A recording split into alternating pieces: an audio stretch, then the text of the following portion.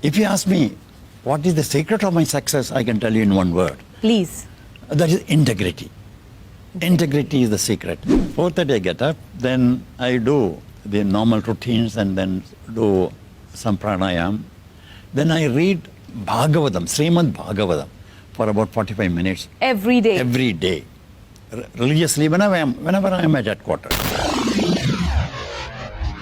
I remember when the metro was launched, Business Week had termed it as a miracle of sorts that you had finished, the construction of the metro well in time. What is that one singular factor that you would say made this happen? Well, in a project like that, you can't say one single thing has contributed to the whole thing. If you ask me, what is the secret of my success, I can tell you in one word. Please. That is integrity. Integrity is the secret. But to make the first phase of the metro completed in time or before time, a variety of factors are contributed to it.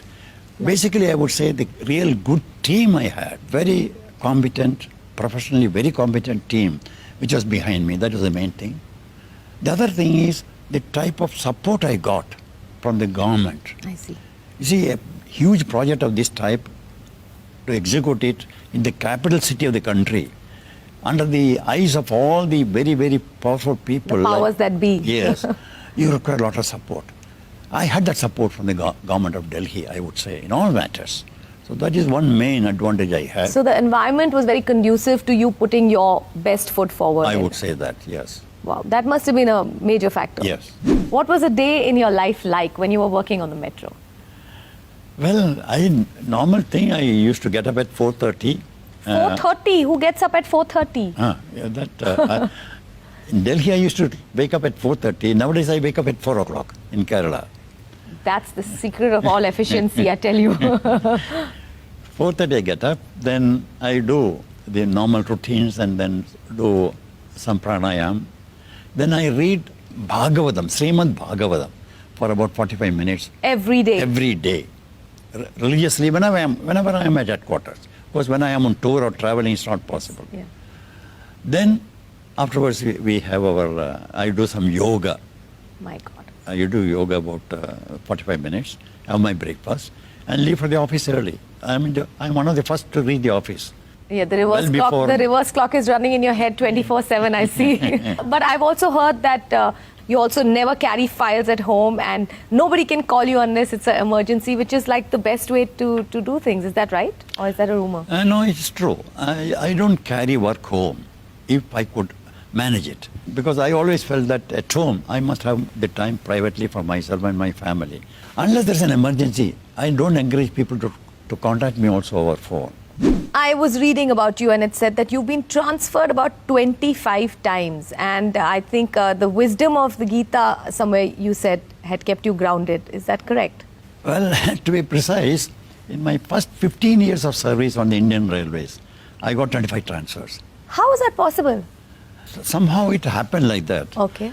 Some of it is, I would say, planned for my future career, because they wanted me to expose to various aspects of railway working. That is one way. The other was because I was handy available as a bachelor. I can be shunted anywhere. That was another reason, perhaps. So you saw a lot of the country. Yes. But that really helped me quite a lot. And it also helped me to evolve a philosophy that one should not take transfers as a punishment. So you actually converted the punishment into a possibility to understand and explore a little more. I won't call it a punishment. I would say it's an opportunity given. What is it about the Gita that inspires you so much that you read the Bhagavatam every single day? It gives practical tips how to solve the day-to-day problems of life. And that is what is required. In any professional life, there are so many problems coming up, and Gita helps you how to tackle these problems. That's going to inspire a lot of people out there to go and read the Gita if they haven't, really. I think it is required. Do you recall anything offhand that you read in the Gita that you still live with today? There is one sloga in Gita which is very, very appropriate and necessary for every doer, everybody.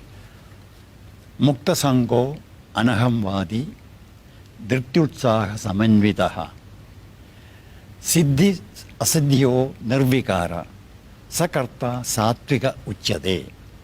So if this was translated from Sanskrit to English, what would it say? It only means whenever you do a work, you should not be bothered about the fruits of that work. I mean, you should not expect any gain out of the work for yourself.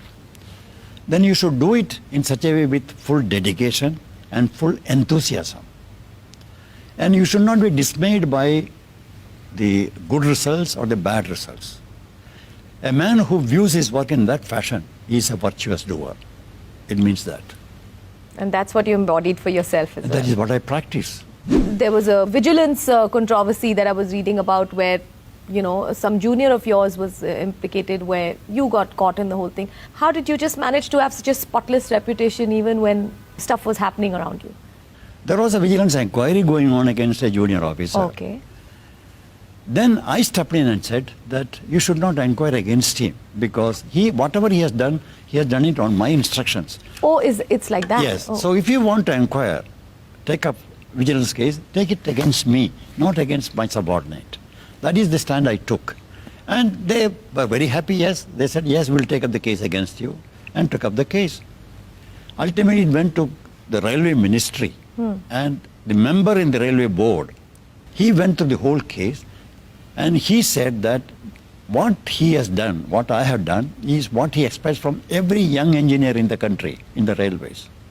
And instead of punishing me, he sent me a commendation letter for the decision I had taken and support the way I supported my subordinate.